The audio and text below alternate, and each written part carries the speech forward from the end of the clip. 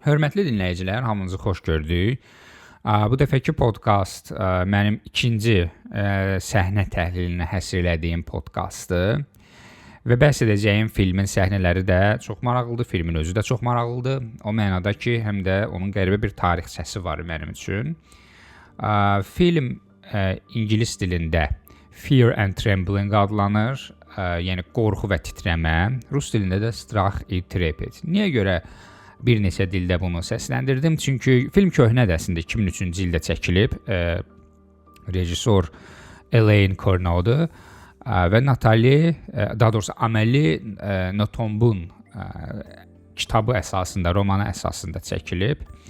Və həmin dövrdə çəkildiyinə görə film məncə bir neçə dəfə siz ola bilər ki, bunu televiziyada da görmüş ola bilərsiniz.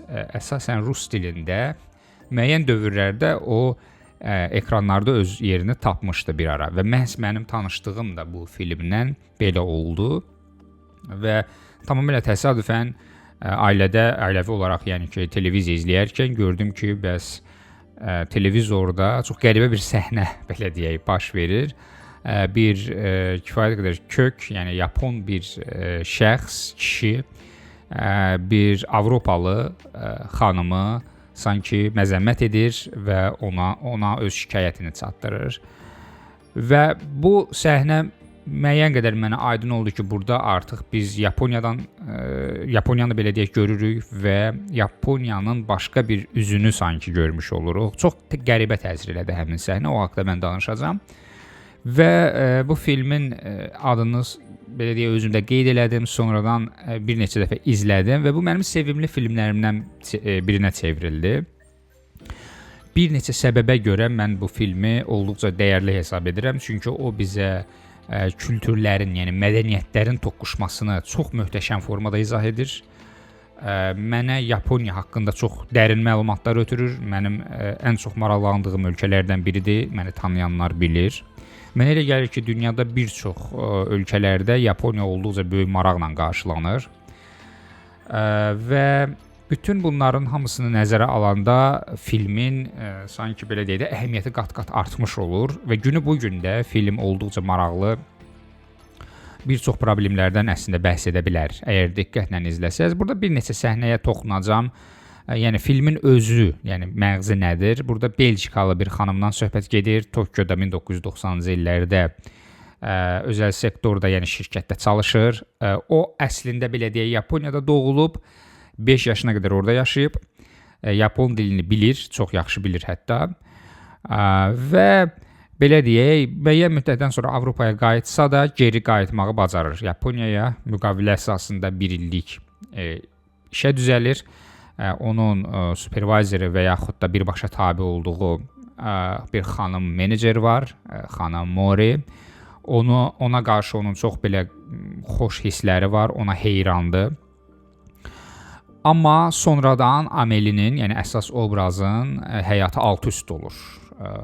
Yaponiyada və xüsusilə də bu şirkətdə və əslində bax bu alt-üst olma belə deyək nöqtəsi bizə ilk səhnəni təqdim edir ki, biz analiz edək. Həmin səhnədə Amélie'dən xahiş edilir ki, o iclasda iştirak edən insanlara çay və yaxud da nəsə bir içki təqdim eləsin və o bunu edərkən mükəmməl yapon dilində danışaraq bunu edir. İclas təxirə salınır. Çünki orada iştirak edən qonaqlar belə hesab edir ki, xarici bir şəxs əgər mükəmməl yapon dilində danışırsa, o şirkətin sirlərini və yaxud da iclasda olacaq ən azından şeyləri xaricə ötürə bilər. Siz təsəvvür edin, bax bu Yaponiyada iş mədəniyyəti, iş prinsipləri və qaydaları nə qədər sərtdir ki, belə bir məsələdə güzəştə getmirlər və dərhal həmin şirkət öz əməkdaşlığını itirmiş olur. Belə bir şeyə görə. Bax bu ilk səhnədir ki, bu mənə çox böyük təsir eləyir filmdə.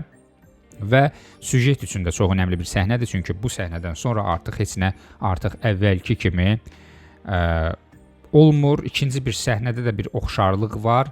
Məsələn, bu səhnədən sonra bir neçə hadisə baş verir və Amélie şirkətdəki müəyyən direktorların biri ilə görüşür və ona cavab qaytarmalı olur. Və bu cavab qaytarılma filmdə o qədər kəskin formada əks olunub ki, yəni bunun Yaponiya mədəniyyəti tərəfindən heç vaxt edilmədiyi və edildiyi halda da çox sanki bir əxlaqsız bir şey kimi qəbul olunduğu göstərilib. Və bu müəyyən qədər reallıqla üst-üstə düşür. Əgər Yaponiyada siz 1-2 dəfə danlanırsınızsa, bəlkə də bu elə də böyük bir problem deyil, amma artıq daha sonra yenə danlanırsınızsa, bir çox hallarda işçilər hətta intihar belə edə bilirlər. Düzü bunun bugün nə dərəcədə artıq belə olduğunu bilmirəm. Çünki son 20 ildə, 25 ildə, hətta biraz da çox Yaponiya iqtisadiyyatı tənəzzüldədir və tənəzzül Yaponiya iqtisadiyyatına və iş etikasını və qaydalarını müəyyən qədər yumşaldıb. O baxımdan artıq insanlar əvvəlki qədər bəlkə də sərt idarə olunmurlar. Bu məsələ mübahisəlidir deyə bilmərəm. Üçüncü bir səhnə var ki, deməli o səhnə yarı komik, yarı da faciəvidir. O mənada ki, Ameli mühasibat işləri ilə məşğul olmalıdır əslində və mühasibatlığı demək olar ki, öyrənə bilmir bu proses əsnasında və mühasibatlıqla bağlı elədiyi səhvlər müəyyən bir səhnədə onun iş yoldaşları tərəfindən ələ salınır və bu Yapon qəddarlığının sanki nümayişidir və yenə deyirəm, bu qəddarlıq yəni səbəbsiz deyil. Çox sərt qaydaların və inanılmaz rəqabətin Yaponiya üçün təqdim elədiyi sanki qaçılmaz bir reallığın nəticəsidir.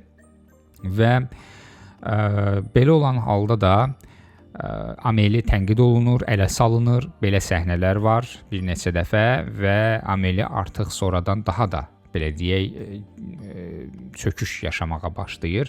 Digər bir səhnə sabotajla bağlıdır. Orada belə deyək Yapon həmrəyliyini görmüş oluruq. Çünki bəzi səhnələr və xüsusilə də sabotajla bağlı olan səhnələrdə belə iddia olunur ki, Ameli şirkətin işçilərin işini oğurlamağa çalışır. Ameli orada, mən sizə belə bir haşiyə açım deyim ki, özünə uyğun işi tapmaqda çox böyük çətinlik çəkir.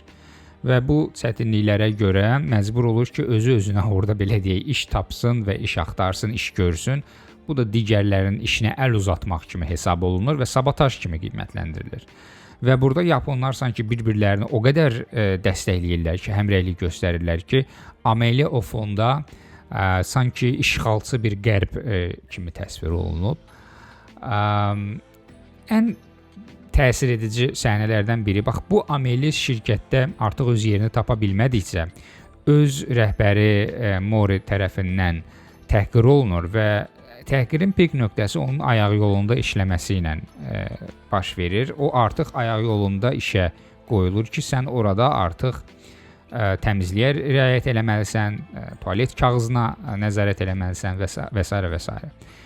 Bu səhnələrin birində dediyim kimi podkastın qabağında da, yəni önündə də dediyim kimi, başlanğıcında da dediyim kimi bir səhnə olur ki, direktorlardan biri Amelini qışqıraraq çağırır və ona fiziki zorakılıq edərək tualet kağızının olmadığını ona göstərir, təhqir edir və s. və s.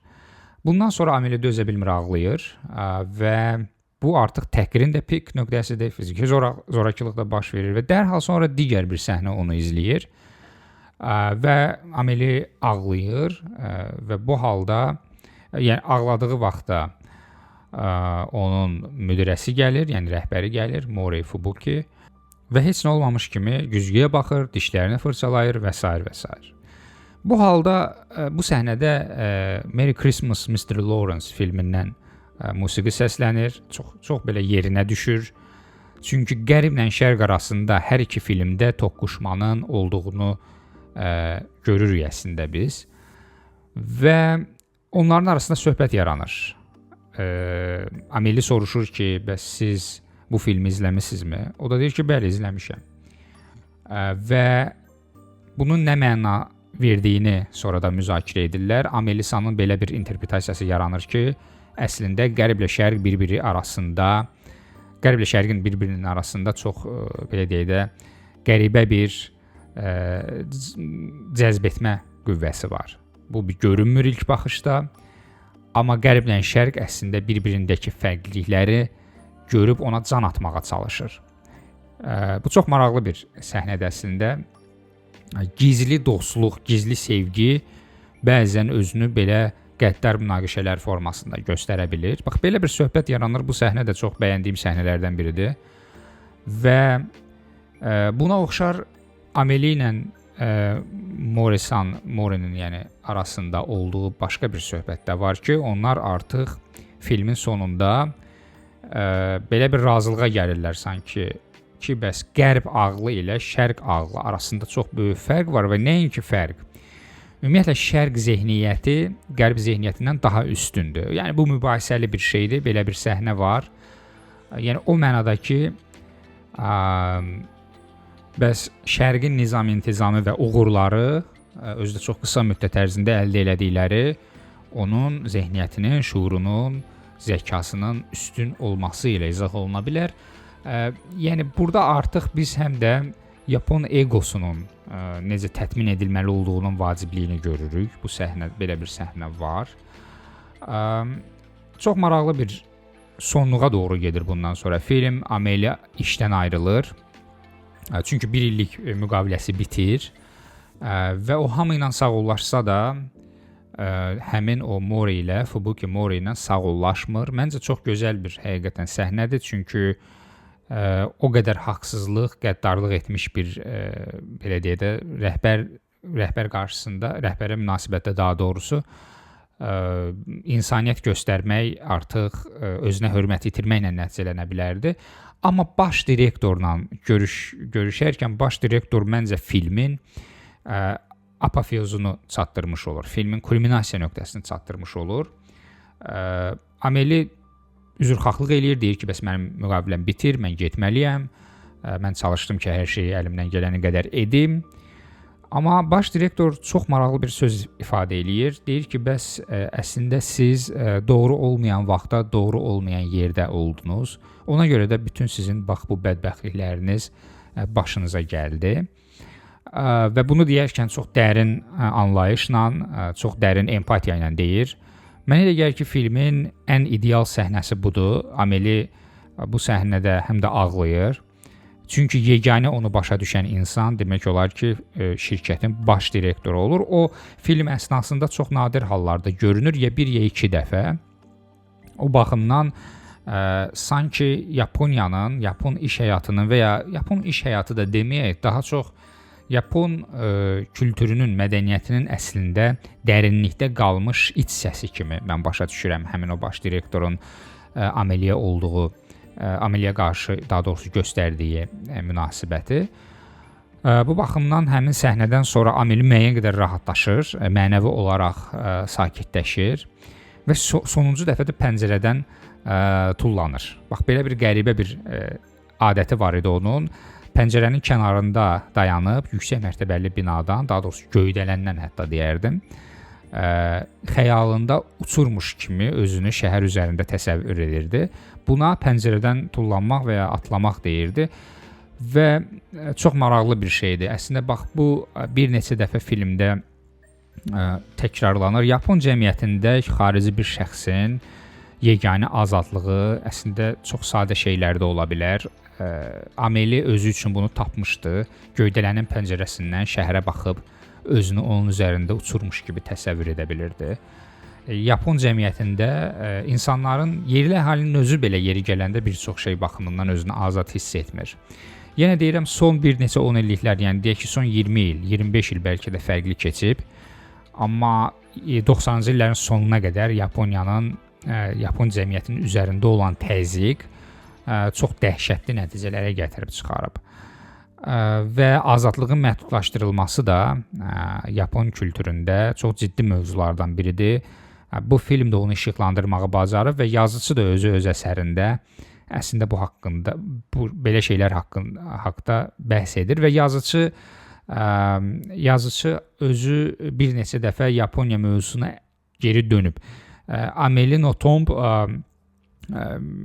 bu filmdən sonra mənim diqqətimi çox cəlb elədi. Mən onun bəzi əsərlərini oxudum, amma heç biri bunun yerini vermədi. Amma yenə də oxumağına bəlkə dəyərdi.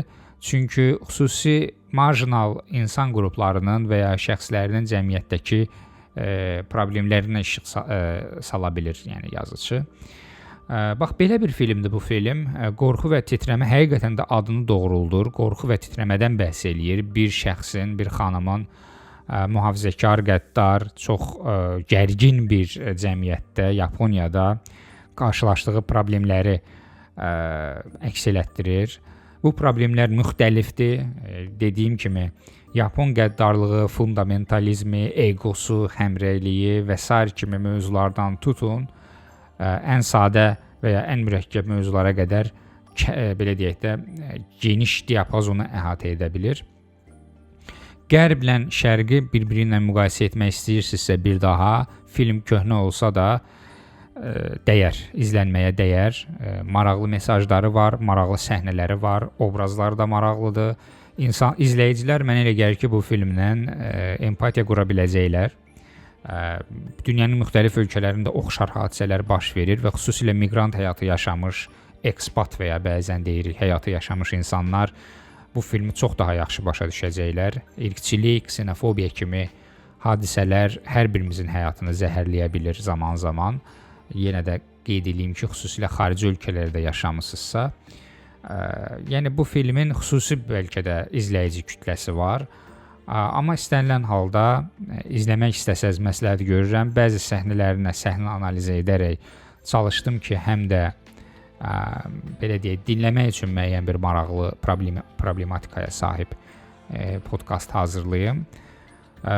Ümumi olaraq demək istədiklərim bunlardır. Dinlədiyiniz üçün daha doğrusu təşəkkürlər. Minnətdaram gələn görüşlərədək.